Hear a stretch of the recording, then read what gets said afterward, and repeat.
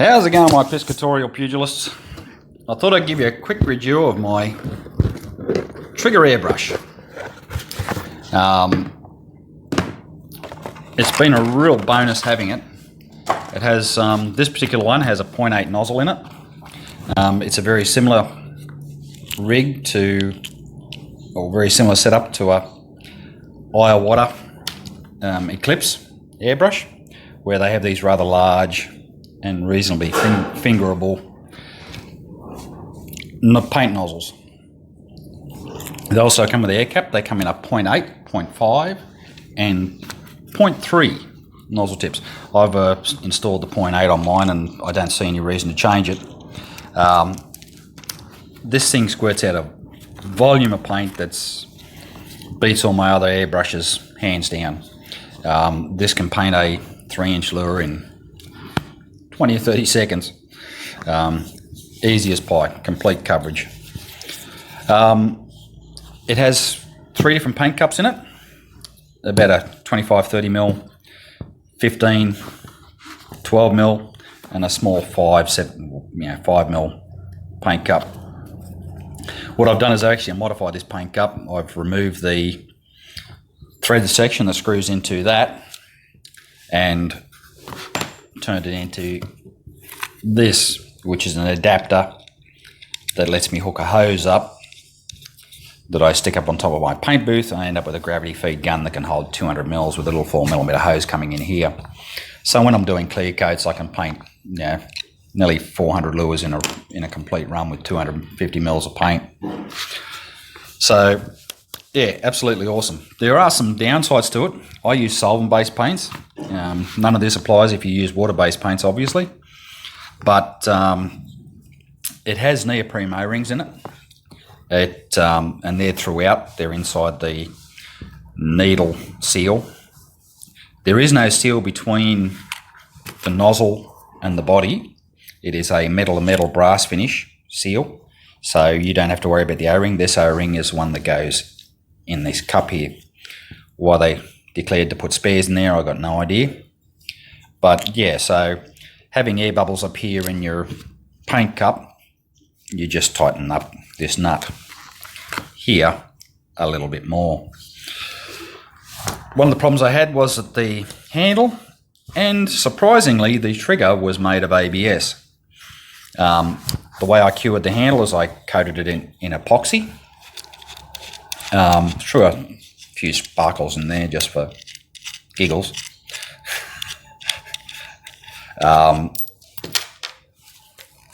That comes off with just those two there. So I painted inside this little section here and down inside there and ran it down inside a little bit. Before it went fully hard, I actually put some wax on here and I reinstalled it. I reinstalled the handle while it was still a little bit soft to maintain that gap that was down through there, and so that it looks more presentable.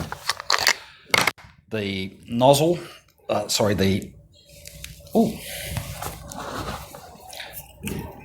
this is the trigger mechanism, or the valving for the trigger mechanism.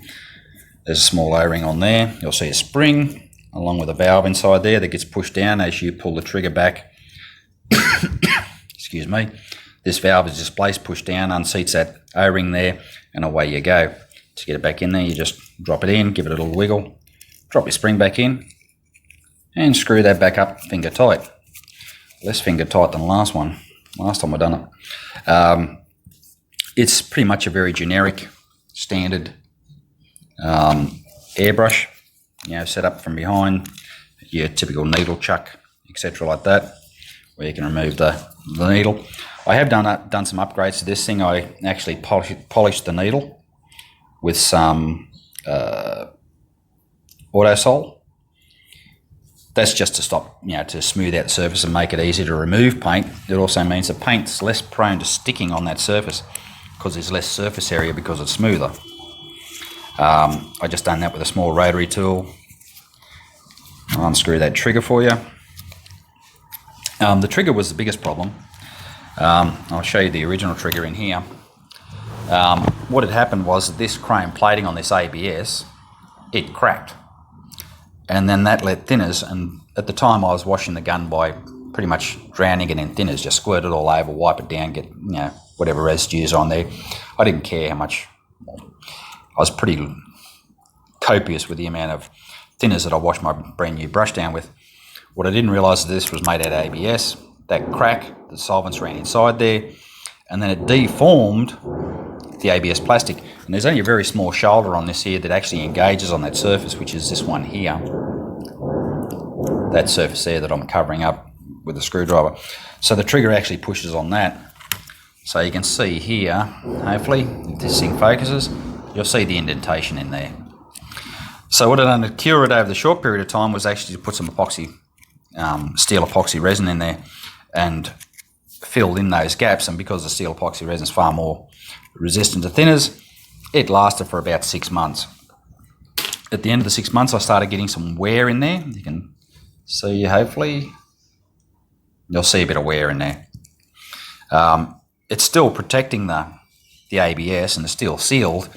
It's just that the metal epoxy that I got, along with a bit of thinners on there, was wearing on that surface. So what I done is I actually made a whole new trigger, custom made trigger, even with a little recessed hole there for the screw, out of stainless steel, and polished it up and TIG welded up, and now it looks like it's pretty nearly a genuine article. But this airbrush is only 50 odd bucks, $58 from eBay, delivered to my doorstep. So this is the typical of most airbrushes. Your clutch,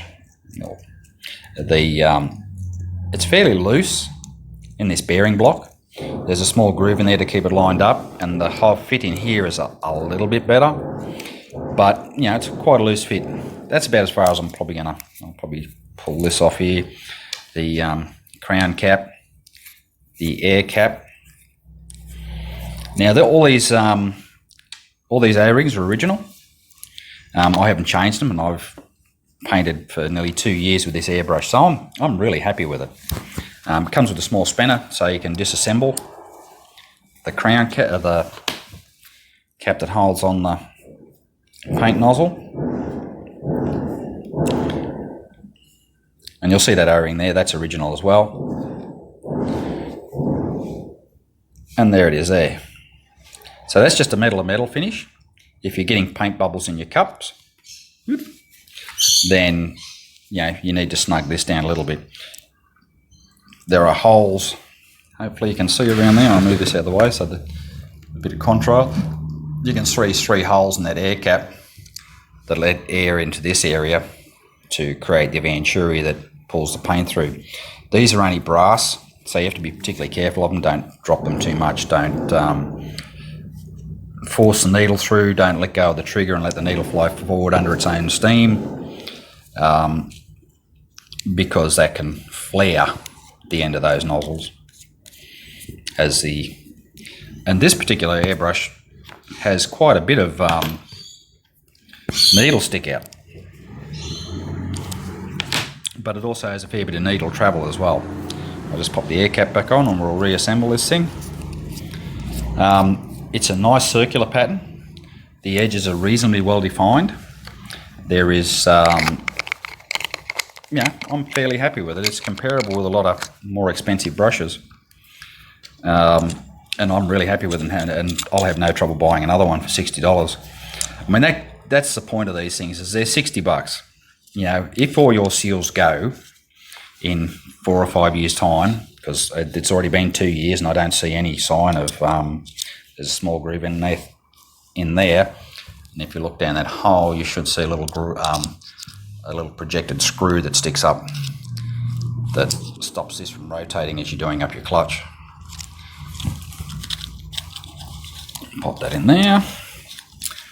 I'll refit the needle.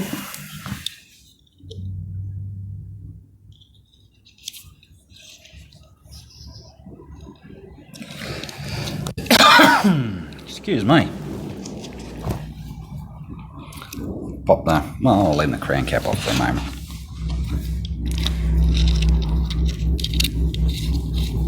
Finish screwing that up. pop on the end of the knee. It does have a throttle stop on it. I do use it on occasion, not that often. This is the trigger, just pops in there. That's just a 3mm screw. The trigger was reasonably easy to make. I just knocked it up out of a bit of 2mm stainless steel sheet I had laying around. Do that up. Perfect. Now, as you can see there, I'll put my fingers in front of it. Might try the box lid. The box it came in is actually pretty good too. Hopefully focus on that. Yeah, you can see that needle sticks out quite a ways.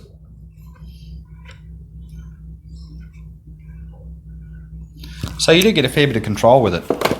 And when they set up the timing on the air and paint release, it's actually pretty good. It came out of the box and I haven't changed it. It is possible to change it. There is that, when you see when I remove that valve, there's another adjusting screw there. You can make the valve come down, move the valve body down further, which means that you can pull back or you can move it up, which means that the air, you can start the air first, then the paint starts. This thing kind of nearly starts at the same time. It's very, very close. So I'm more than happy with how it works already. It came with a hose with it as well. You know, just your standard black nylon braided protected rubber hose. Nothing special. Anyway, that's all the pieces to it. If you're painting with water-based paints, then most of what I've said is not of real big importance to you. This is going to be super. Great for sticking on water-based clears if you're using them. As I said, it's got a voluminous output. And the box that it comes in is reasonable. It's only cardboard, but it's sturdy, quite thick, well coated, and it's put up with a lot of the torches that I've got, that I've dished out. Anyway, hope you like that. I'll catch you next time.